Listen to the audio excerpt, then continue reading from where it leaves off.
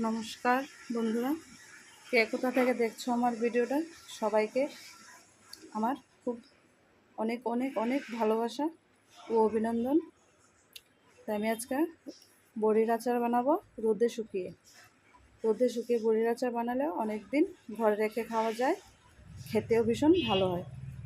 তাই সকলকে রেসিপিটা শেয়ার করার আগে সবাইকে বলবো, প্লিজ প্লিজ আমার চ্যানেলটা একটু সাবস্ক্রাইব করে দিও। সবাইকে অসংখ্য ধন্যবাদ। তো বড়িগুলো আমি ভালো করে ধুয়ে নিয়েছি। তা এখন একটা একটা করে ফেটিয়ে নেব। বড়িগুলো ভালো করে ফেটিয়ে নিলে তার মধ্যে তেল মশলাটা ঢুকে। তা বড়িগুলো ফেটিয়ে নিচ্ছি।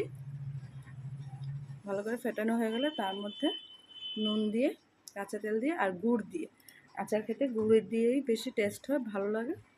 তো দেখো আমার ফেটানো শেষ হয়ে গেছে। তারপর তার মধ্যে নুন আর তেল দিয়ে আর গুড় দিয়ে মাখিয়ে নেব। কাঁচা বড়িগুলো রয়েছে, এগুলো দেবো না, রেখে দেব। তো চলো নুন হলুদ মাখিয়ে নিচ্ছি। আর এই হলুদ বলে আসলে রান্না করতে করতে নুন হলুদ মুখে আসে, তো তার নুন হলুদই বলে দিই। তারপর নুন দিয়ে দিচ্ছি।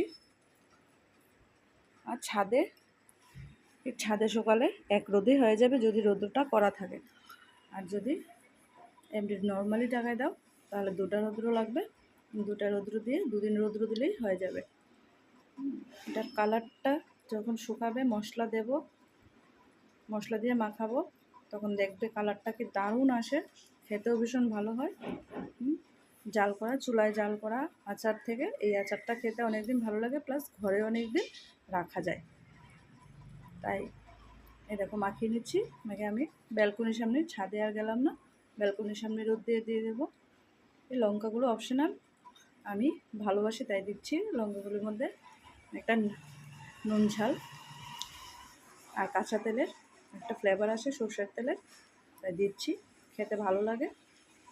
যারা যারা ভালোবাসো তারা দেবে, আর যারা ভালোবাসো না, ঝাল খেতে, লঙ্কা খেতে ভালোবাসো না, পছন্দ করো না, তারা দেবে না। চলো আমার দেওয়া শেষ। এবার রোদের মধ্যে দিয়ে দেবো।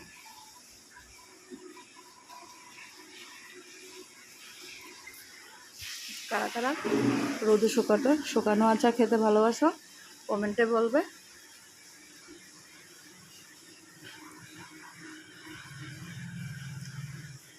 কত কাজ করতে হয় মেয়েদের, আসলে ঘুম থেকে যখন বিছানায় যাই, ঘুমিয়ে থাকি, তখনই মনে হয় একটু শান্তি পেলাম। এটা আমার তেঁতুলের আচার, দেখো তেঁতুল আচার বানিয়েছিলাম। এটা এবার না, গতবার বানিয়েছিলাম। তো এবার ভাবলাম একটু রোদে দিয়ে আবার রাখি। এই দেখো রোদে শুকানো গেছে আমার, 2 দিন রোদ্র দিয়েছি, তারপরে এই কালারটা এসছে, দেখেছো কালারটা কি দারুণ এসছে। এবার মশলাটা মাখিয়ে নেব। মশলা দিয়ে দেবো আর কাঁচা সর্ষের তেল একটু দিয়ে দেবো।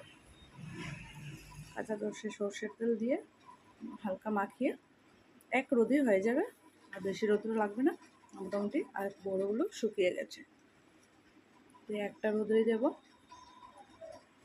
যা দারুণ টেস্ট হয়, যা ভীষণ টেস্ট লাগে খেতে, ভীষণ ভীষণ ভালো লাগে। তুমি একদিন এইভাবে বানিয়ে খেয়ে দেখবে। যদি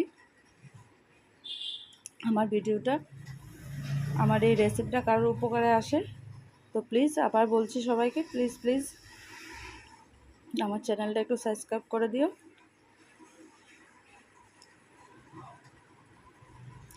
সবাইকে অন্তর থেকে অ্যাডভান্স ধন্যবাদ জানাচ্ছি।